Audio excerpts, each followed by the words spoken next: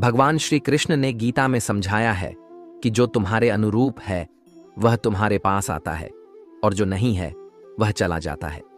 यह ज्ञान हमें हर विदाई को एक नए आगमन की तरह देखने में मदद करता है। जब तुम गिरते हो वह केवल एक ठोकर नहीं है, ठोकर हमें रुकने और सोचने का मौका देती है। अक्सर वही चोटें हमें भीतर से मजबूत बनाती हैं। जब कुछ टूटता है भीतर कोई खालीपन बनता है और इस खालीपन में कुछ नया आ सकता है। सोचो, पेड़ का कोई पुराना हिस्सा कट जाए तो नया अंकुर निकलता है। वही नियम लोग और जिंदगियों पर भी लागू होता है। जो छूट गया वह शायद तुम्हें उस चीज के लिए रास्ता बना रहा है जो तुम्हारे लिए और भी बेहतर है। जब रिश्ते टूटते हैं या सपने टूटते हैं तो हमारा सहज उत्तर होता है दुख और आत्मग्लानि। पर अगर थोड़ा ठहर कर देखें तो कई बार यही टूटन हमें नई दिशा दिखाती है। जो चीज पहले हमारे लिए सही दिखाई देती थी वह अब हमारे विकास के रास्ते में बाधा बन रही थी। दूरी बनना, छूटना, यह सब कुछ नया पढ़ाने के लिए होता है। श्री कृष्ण ने अर्जुन से कहा था कि अभिनय नहीं, समझ से काम लो। जब हालात कठिन हों तो पहचानो कि भीतर कुछ नया पनप रहा है।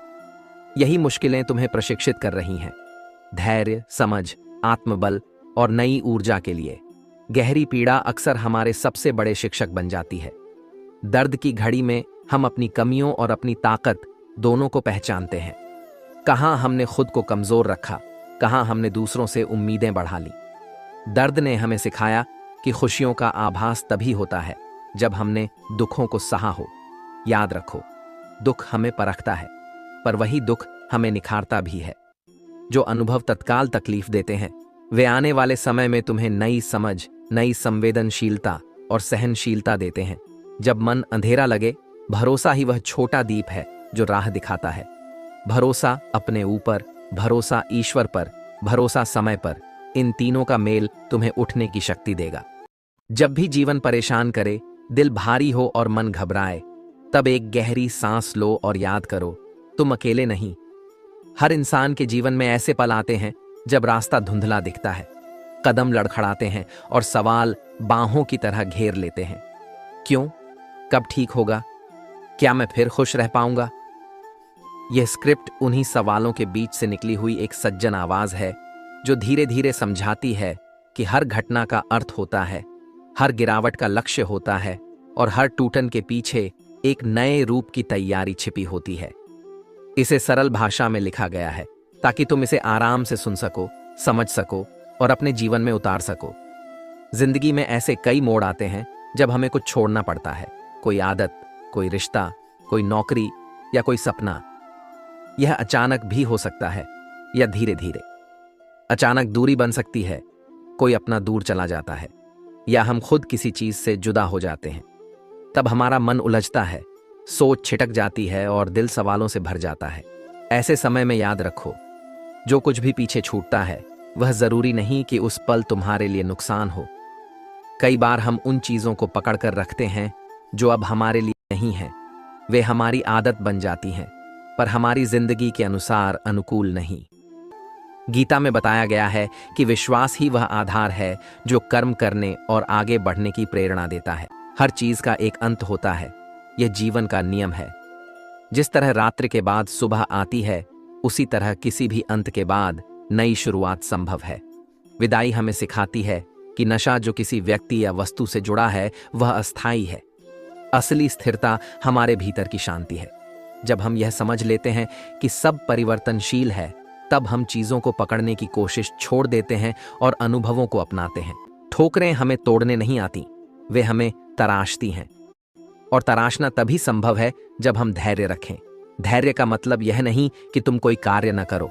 धैर्य का मतलब है कि तुम सामना करते रहो, सीखते रहो और फिर भी उम्मीद न छोड़ो।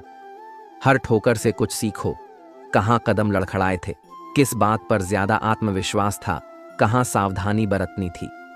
छोटे छोटे सुधार तुम्हें मजबूत बनाएंगे। अभ्यास तुमको परिपक्व बनाता है। जब सपनों की दीवारें हिलती हैं तो हमें पहले अपना दुख महसूस करने का अधिकार है। रोना, उतरना और समय देना, यह सब स्वाभाविक है। पर उसके बाद एक छोटा कदम चाहिए, एक नया सपना देखना या अपने सपने को नया आकार देना। सपने अक्सर रणनीति और मेहनत से बदलते हैं।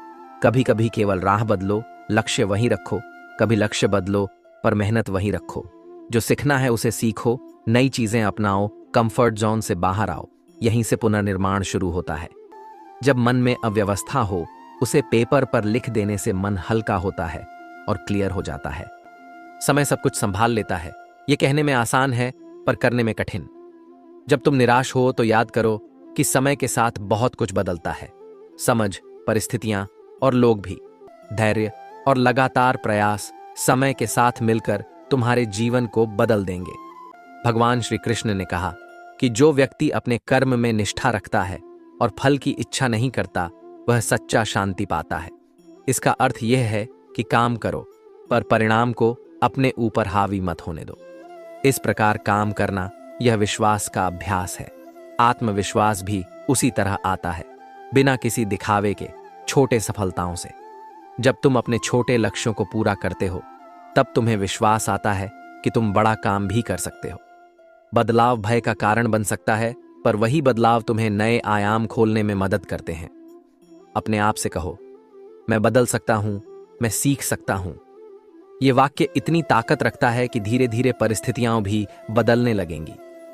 बदलाव कभी भी पूरी तरह से सहज नहीं होता, पर वह आवश्यक है। जो नहीं बदलते वे पीछे रह जाते हैं। इसलिए हर दिन एक नया कदम दो, एक छोटी आदत बदलो, एक पुरानी सोच छोड़ो। जब तुम हारे हुए महसूस करो, अपने आप से कोमल होकर बात करो। कठोर आलोचना से मन टूटता है, पर कोमल शब्द मन को उठाते हैं। खुद से कहो, ठीक है, मैंने गलती की, यह सीख होगी। फिर अगले कदम की योजना बनाओ। आत्म प्रेरणा का मूल मंत्र है छोटे कदम, लगातार प्रयास और अपने आप को माफ करना। कभी कभी चोटें अपनों की तरफ से आती हैं। ये सबसे कठिन होती हैं क्योंकि हमने उन्हें अपना माना होता है। पर ध्यान रखो, हर व्यक्ति अपनी मर्यादा, अपनी सीमाएं और अपने स्वार्थ लेकर चलता है। किसी की कमी तुम्हारी कमी नहीं बन जाती। दूसरों के व्यवहार से अपने मूल्य मत तोड़ो। किसी ने जो कहा या किया उसे अपनी पहचान न बनने दो। सीख लो, सीमाएं तय करो और यदि जरूरी हो तो दूरी बनाओ। यह दूरी हमेशा बद नहीं होती, कभी कभी यह सुरक्षा भी होती है। जब कोई रिश्ता छूटे, जीवन संभव है कि तुम्हारे लिए कुछ और लाने वाला हो। यह नया जुड़ाव कुछ भी हो सकता है। एक नया मित्र, नया काम, नई पहचान या खुद के साथ नया मेल। खुला मन रखो। नई संभावनाएं तभी दिखेंगी जब तुम पुरानी पीड़ाओं का बोझ हल्का कर दोगे। इंसान के जीवन में कई बार वही आता है जो उसके लिए बनता है, न कि जो उसकी आदतों से मेल खाता हो। यह अंतर समझो और उसे अपनाओ। कभी कभी हम बड़ी खुशियों के पीछे भागते हैं और रोज की छोटी खुशियां भूल जाते हैं। एक कप चाय, सुबह की ताजगी, किसी दोस्त की मुस्कान, इन छोटी चीजों में भी जीवन की मिठास छिपी होती है। उन्हें पहचानो और धन्यवाद कहो। कृतज्ञता की यह साधना बड़े बदलाव लाती है, क्योंकि यह तुम्हारे मन को सकारात्मक बनाती है और तुम्हारी ऊर्जा को बढ़ाती है। जीवन की किताब बड़ी लंबी है और तुम लेखक हो। जो अध्याय अभी खट्टे लगते हैं, मतलब कि अगले अध्याय में मीठा कुछ है। बस पन्ना पलटो। हर दिन एक नया वाक्य लिखो। जहां तुम सोचते हो कि चीजें खत्म हो गई हैं, वहां से सुनो, कभी कभी नया अध्याय वहीं से शुरू होता है। अपने आप को दोष देना छोड़ दो, उसकी जगह सीखने की तरकीब अपनाओ। आसान नहीं होगा, पर संभव है। जब भी जीवन तुम्हें गिराए, याद करो, तुम गिरने के लिए नहीं, उठने के लिए बने हो। हर मोड़ कुछ सिखाने आया है। भरोसा रखो खुद पर, समय पर और उस ईश्वरीय शक्ति पर जो तुम्हें हमेशा सही दिशा में ले जाना चाहती है। ठोकरें तुम्हें तोड़ने नहीं, तराशने आती हैं। दूरी तुम्हें नई पहचान देने आती है। दर्द तुम्हें संवेदनशील बनाता है और खुशी तुम्हें फिर से जीना सिखाती है। आज एक छोटा वचन अपने लिए लो। मैं हर अनुभव से सीखूंगा। मैं हर दर्द से मजबूत बनूंगा। मैं भरोसा रखूंगा और आगे बढ़ूंगा। जब मन टूटता है, जब आंखें बिना कहे नम हो जाती हैं, वह समय बहुत संवेदनशील होता है। हम सब जीवन में कभी न कभी ऐसे मोड़ पर पहुंचते हैं जहां भीतर का हौसला डगमगा जाता है।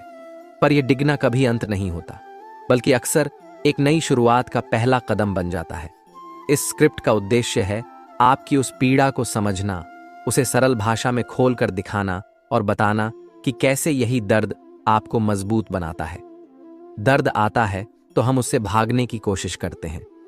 हम सोचते हैं कि यदि दर्द खत्म हो जाए तो खुशी लौट आएगी। पर दर्द सिर्फ एक नकारात्मक चीज नहीं है, वह हमारे भीतर की भीड़, अनावश्यक विचारों और गलत उम्मीदों को छांटने का काम करता है।